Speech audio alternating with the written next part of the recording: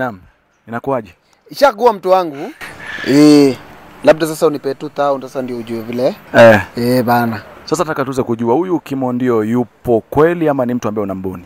Kimondio yupo. Kimondio is a character that I created because everybody has a Kimondio in their life.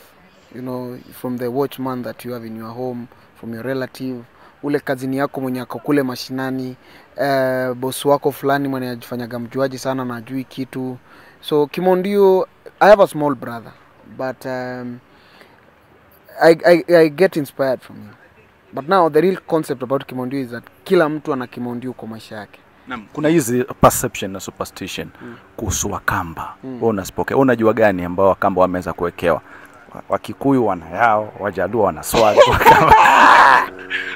Wakamba tuna mingi, moja kuna ya wanawake. Wana nini? Wanawake wetu wako sawa. Anaweza kufanya umalize loan within 20 minutes.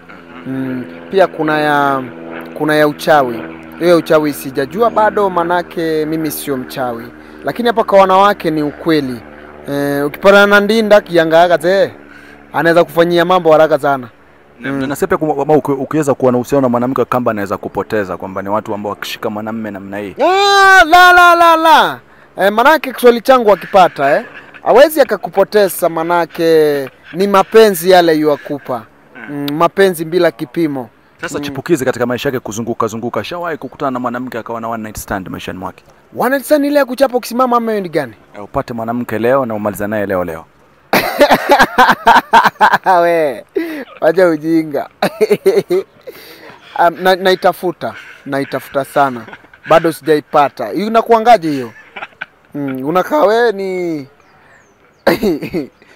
sijaipata.